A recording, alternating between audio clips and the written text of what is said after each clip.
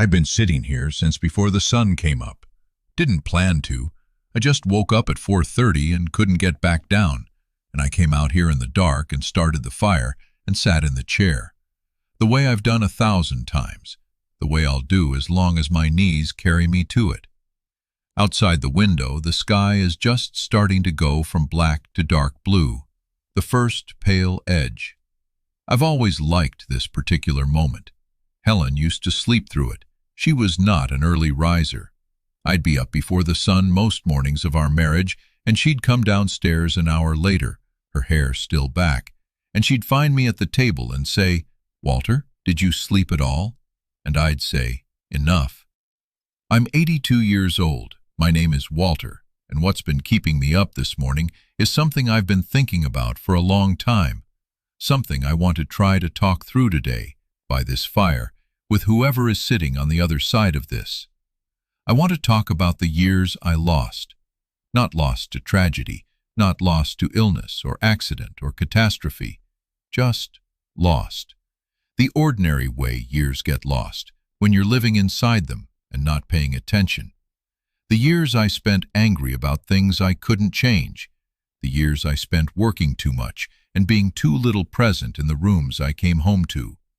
The years after Helen died, when I sat in a kind of gray fog that had the shape of a life, but not quite the substance of one. I've been making peace with those years, slowly, in the particular way you make peace with something you can't undo, not by pretending it didn't happen, and not by punishing yourself for it forever, but by finding a way to carry it that doesn't break you. If you have years like that, and I think most people do if they're honest, maybe what I've come to understand will be worth something to you. I'm not going to promise anything. I never promise. What I have is stories and time. If you'll sit with me by this fire. The first thing I want to say about the years I lost is this. I didn't know they were being lost while I was losing them. That sounds obvious when you say it, but I think it matters. Because when I look back now, I can see exactly which years cost me the most, which stretches of time I'll wish for the rest of my life that I'd lived differently. But while I was inside them, I didn't see it. I was just living, or what I thought was living. The years that cost me most were roughly from 1975 to 1985, my 40s mostly. The children were growing up. David was between 8 and 18 in that stretch. Susan between 5 and 15. They needed things from me that I didn't always know how to give. Helen needed things from me that I didn't always notice she needed. The business was at its most demanding. I had 3 crews going at one point, handling more work than was probably wise. And I was running hard all the time, head down, moving fast, telling myself I'd slow down when things settled. Things didn't settle. Things just changed into other things. By the time I slowed down, David was in college and Susan was almost there, and the years when I could have been present in a different way had already become the past. I didn't understand what I'd been in the middle of until I was out of it, the way you don't understand what summer smelled like until the first cold morning in September. There's a particular memory I carry from those years, the summer of 1981. David was 14. He'd started playing baseball that spring, not school baseball, a town league. He was right field, not the best player on the team, but he loved it. He'd come home after practice smelling like grass and sweat, talking about the game. Helen would ask him questions at supper. I'd listen and nod and not quite track it because I was thinking about the Henderson's siding job and whether we had enough material ordered. That July, there was a Saturday afternoon game. Helen reminded me about it that morning. She said, "Walter, David has a game at 2 o'clock. Can you come?" And I said I'd try. I didn't go. There was a reason. There was always a reason. I don't even remember which reason it was that day. A call from a supplier, maybe. Something at the shop. Something that felt necessary, that I've long since forgotten, that cost me my son's baseball game. David never mentioned it. Helen never said much about it. Life went on. But I've thought about that afternoon 1,000 times. Not constantly. It comes and goes. But it comes. A Saturday afternoon in July of 1981, the grass smell and the sound of a bat on a ball and a 14-year-old boy in right field who looked up one time to see if his father had come. I wasn't there.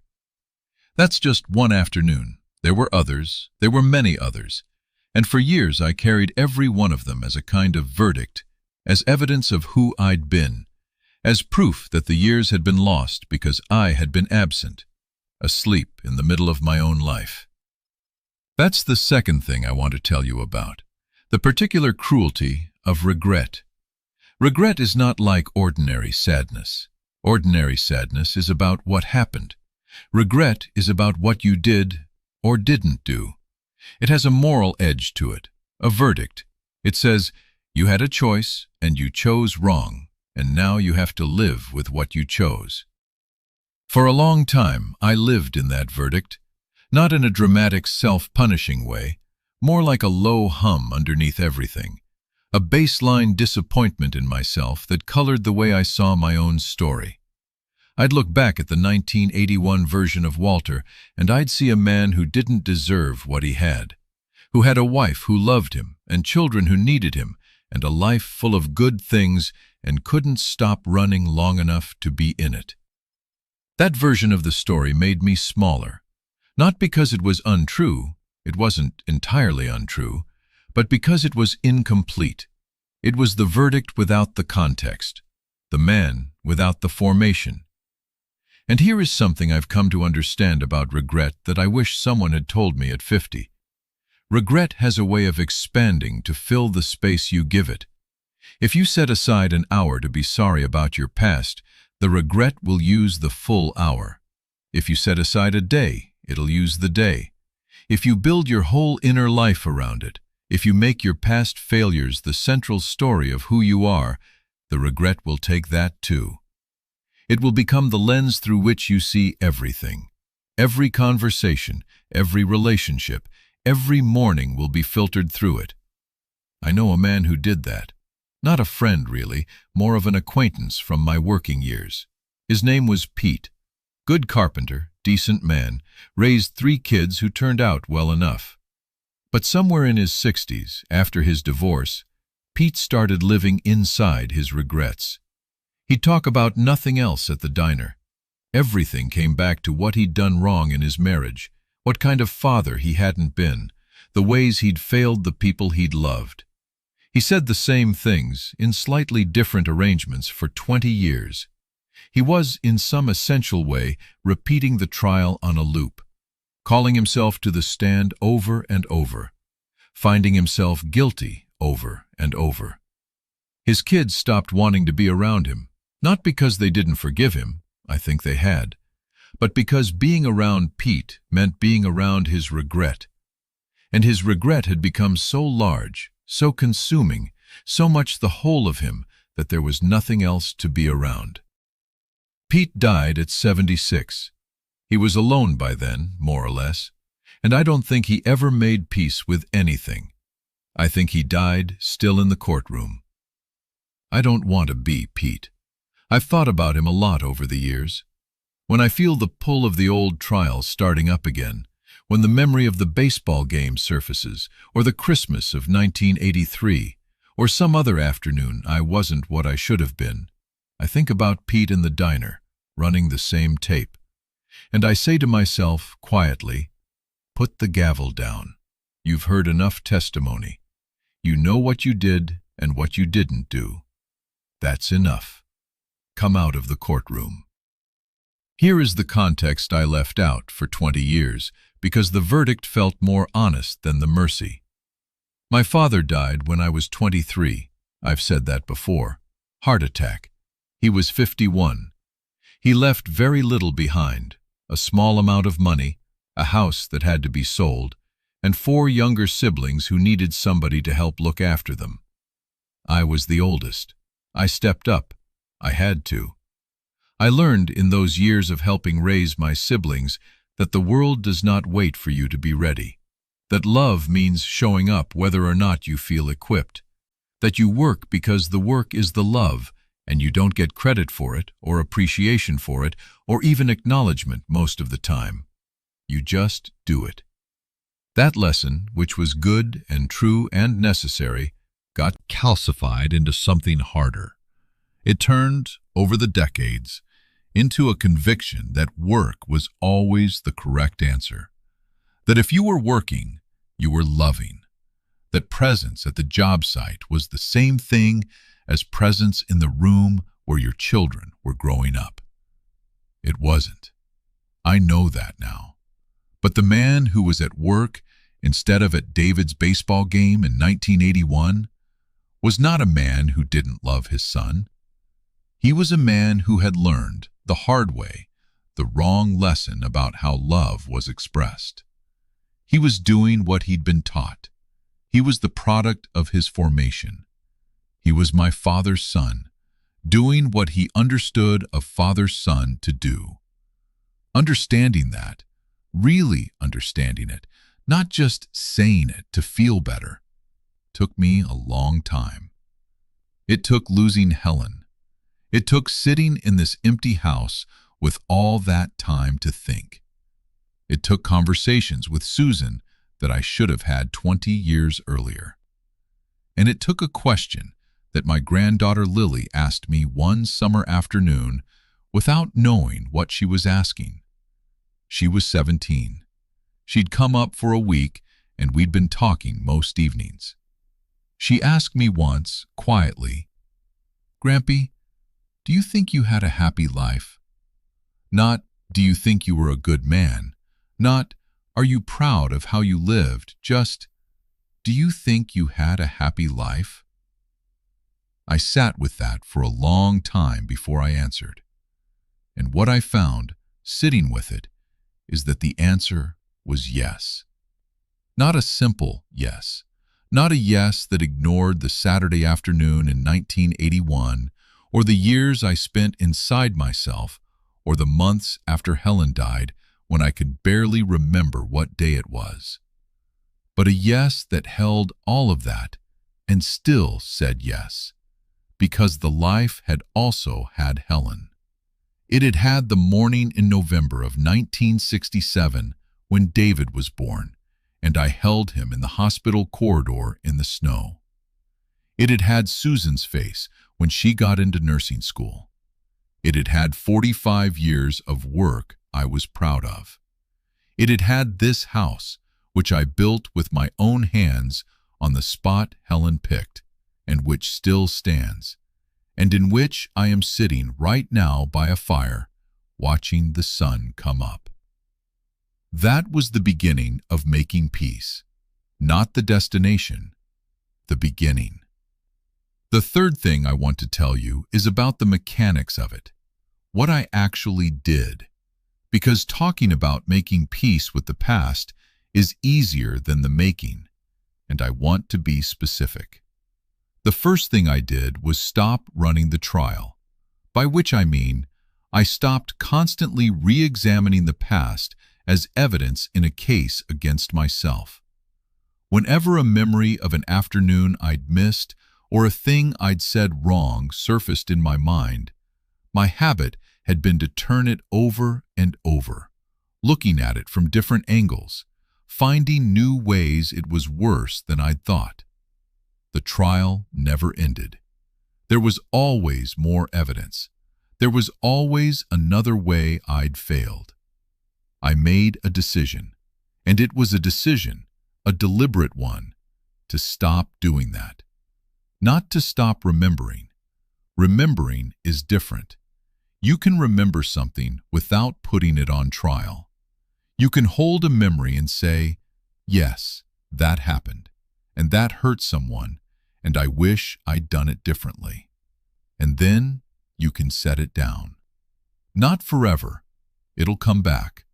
But for now, you set it down and you come back to the room you're in. The second thing I did was say the hard things out loud to the people who were still there to hear them. David was 50-something when I told him the truth about the graduation. Susan was already in her 50s when I told her that I knew I hadn't always been present in the way she'd needed and that I was sorry for it. Those conversations were hard. They were also, for me, the hardest part of making peace, because saying it to them made it real in a different way than just carrying it in my chest. David listened to the graduation story. He said, "Pop, I know. I figured that out a long time ago." And he said it without anger. He'd already been through it.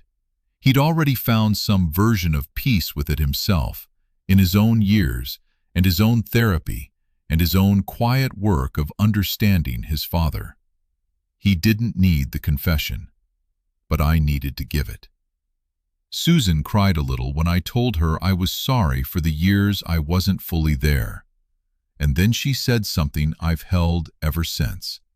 She said, "Pop, you were there.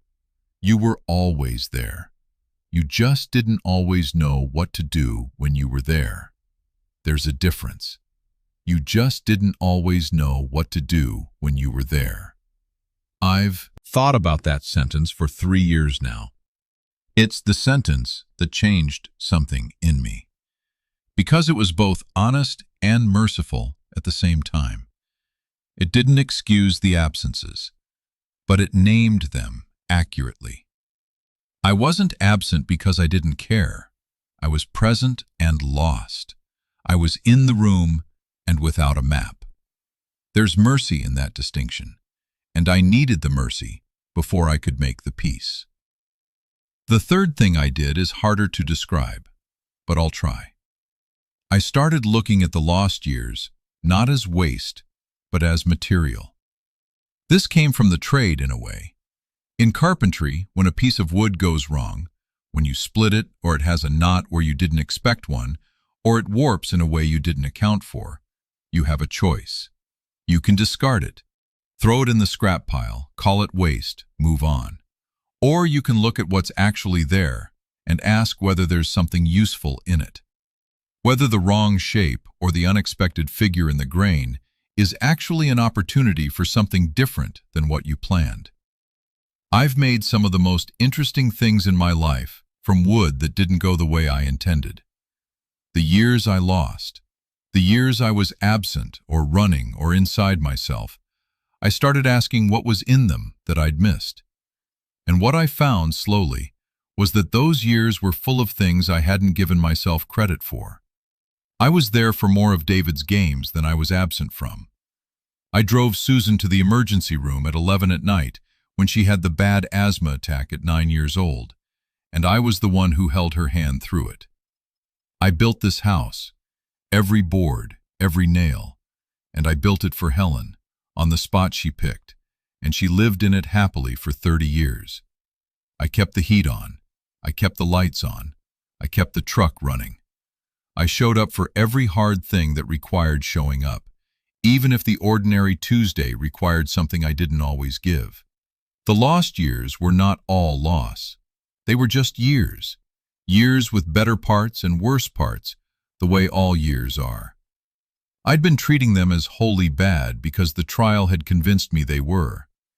When I stopped running the trial, I could see them more clearly, more whole. The lost years were not all loss. They were just years. Years with better parts and worse parts, the way all years are.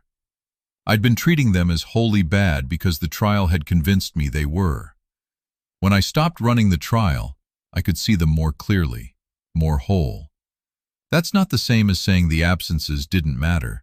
They did. The Saturday afternoon baseball game mattered. David can tell you it mattered.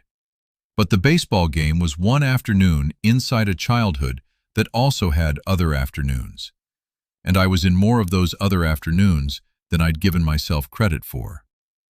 I want to say something more about the second thing, the saying of it out loud, because I think it's the part people most resist.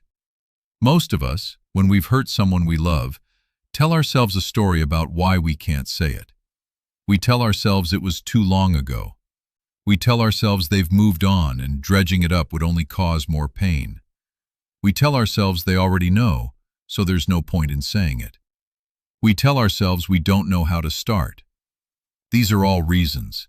Some of them have some truth in them, but underneath most of them is something simpler. We're afraid of what it will feel like to say the words, because saying the words makes it real in a different way than thinking it. Thinking it, you still have plausible deniability with yourself. You can think about the baseball game and feel bad and then move on and tell yourself you've processed it. But saying it, sitting across from your son or your daughter and saying, "I was wrong about this. I should have done better. I am sorry," that lands differently. That opens something. And you don't know, when you open it, what's going to come out. I was afraid of that for years. Afraid of what David and Susan would say. Afraid of what they actually thought, which might be worse than what I'd imagined. Afraid, if I'm completely honest, that an apology would somehow make me smaller in their eyes. Like admitting I'd been wrong would cost me the position I'd occupied in their lives. It didn't work that way.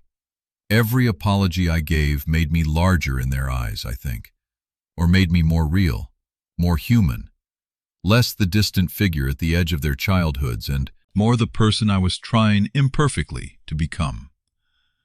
The conversations were not comfortable. Some of them were hard in ways I hadn't anticipated. Susan, when I apologized for the years I wasn't fully there, cried in a way that told me she'd been waiting a long time for that conversation.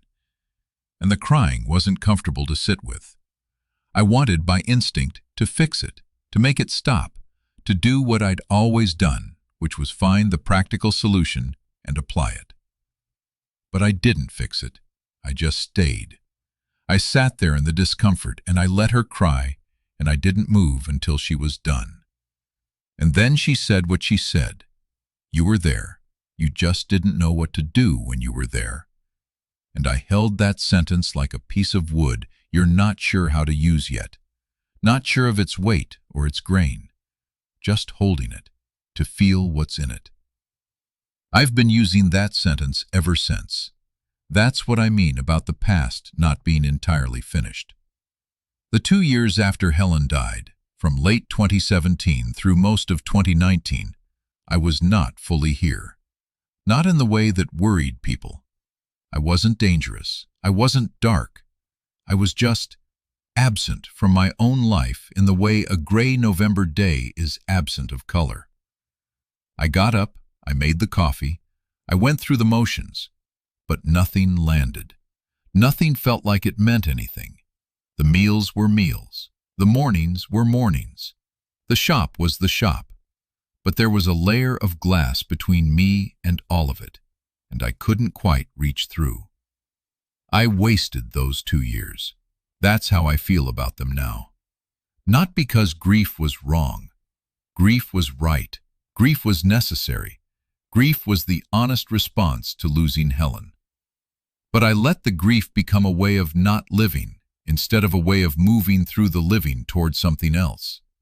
I used it as an excuse, I think, in some quiet corner of myself.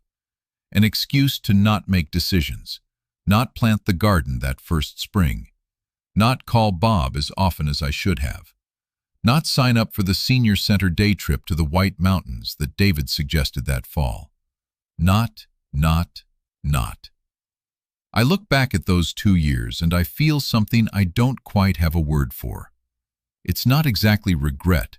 It's more like mourning the morning. Being sad that I was sad in the particular way I was sad, when I could have been sad in a way that still let the world in. Making peace with those years took longer than the other years, because they were closer. Because Helen's death was still close to them. Because separating the grief that was right from the gray that was chosen was harder than it looked. What eventually pulled me out of it was a conversation with Susan in the spring of 2020. She called on a Thursday evening, the way she does, and she said, "Pop, I need to ask you something." She said, "What would Mom want you to do with the time you have left? Not what do you want? What would Mom want?" I sat with that for a minute, and then I said, "She'd want me to plant the lupins. She'd want me to call Bob. She'd want me to go to the White Mountains with David, even if my knees weren't right. She'd want me to open the shop every morning and make something worth making. She'd want me to find the things worth finding in what's left. Susan said, "Then do those things, Pop. That's the answer." She was right. She was right in the way Helen used to be right, clearly, without drama, pointing at the obvious thing that I'd been refusing to see. I planted the lupins that May. Helen's lupins, the ones she'd kept in the garden for 30 years. I let them go after she died, the same way I'd let other things go. I spent one afternoon getting them back in order. And when they bloomed in June, I cut some and put them in Helen's green cup on the kitchen table. And I sat there for a little while and I just looked at them. And I felt something come back. Not Helen, not the years, but something. The small, warm sense that the world was still offering things, still putting flowers in a cup, still making morning light come through a kitchen window. That was the beginning of the end of the gray. Not a dramatic ending, a quiet one, the way most endings are in a life. The fifth thing, and I want to say it carefully, because it's the one I'm least certain about, the one I'm still working through, is what I've come to understand about time itself. When I was younger, I thought of time as something that moved in one direction. You made a mistake. The mistake was behind you, and time carried you further and further from it. The past was fixed. The present was moving. The future was unknown. I still believe that, mostly. The past is fixed. I can't go back and stand in right field next to David in July of 1981. I can't sit across from Helen at the kitchen table in 1985 and be the husband I was by 1995. The years are gone. They are what they were. But I've come to think that the past is not as finished as I used to believe. Not in the sense of going back to change it, but in the sense of what we do with it. There's a kind of continuing relationship with the past that changes what it means, even though it can't change what happened.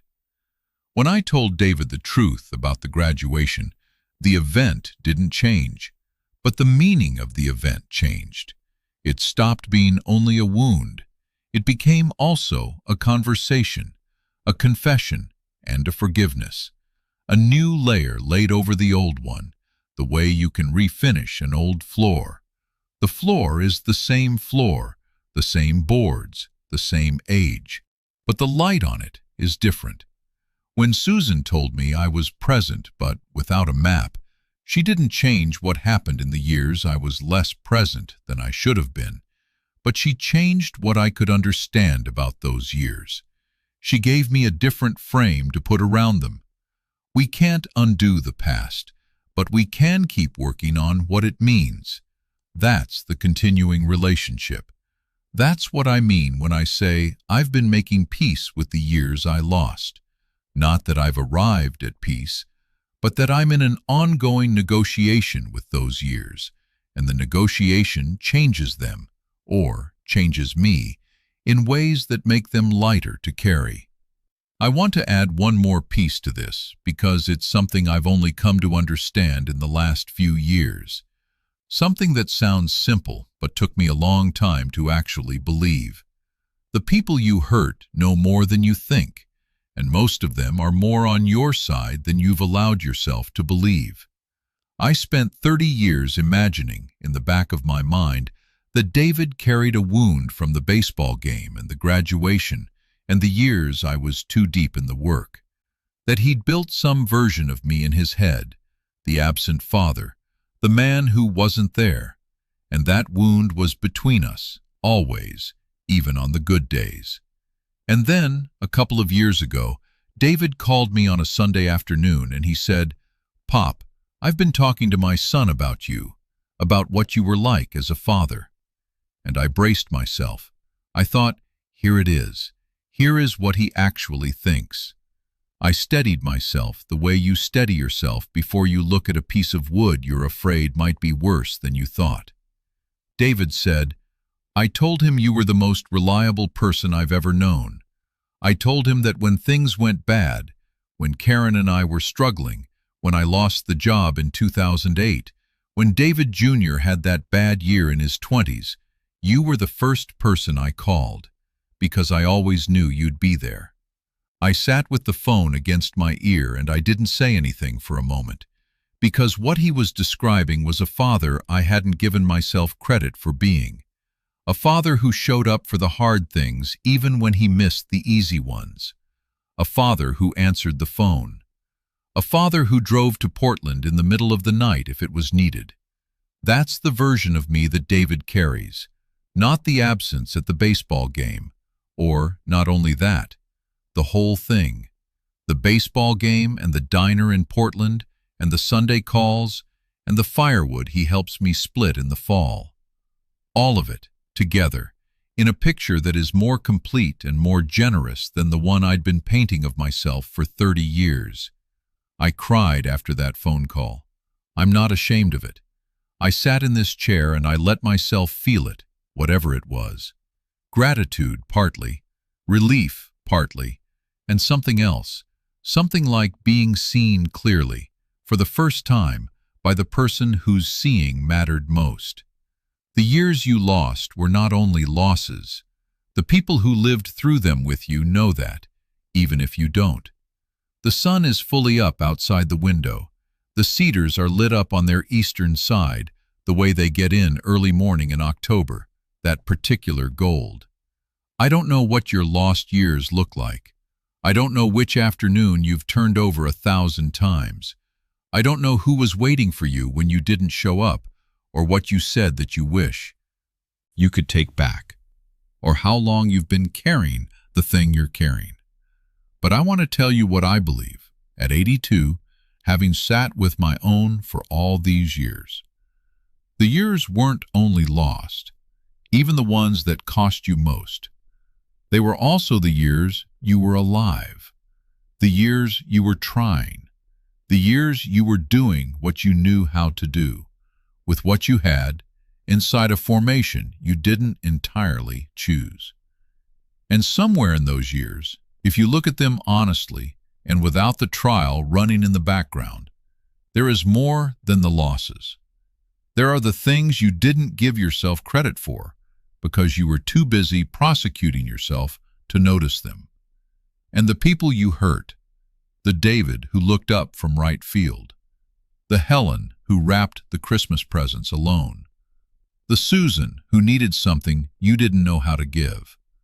Most of them understand more than you think. Most of them have their own version of the story that is kinder to you than yours is. Most of them have already forgiven you, in their own quiet way, for being a person instead of a saint. The peace doesn't come all at once. It comes in pieces, the way light comes in, around the edges of something you've kept closed for too long. One conversation, one afternoon planting lupins, one question from a granddaughter that you sit with until it opens something up.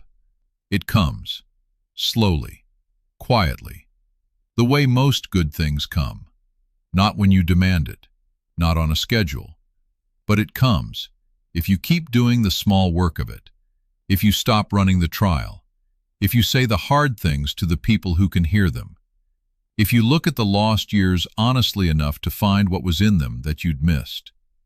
If anything I said today reached you, you can subscribe to walk with me a while longer.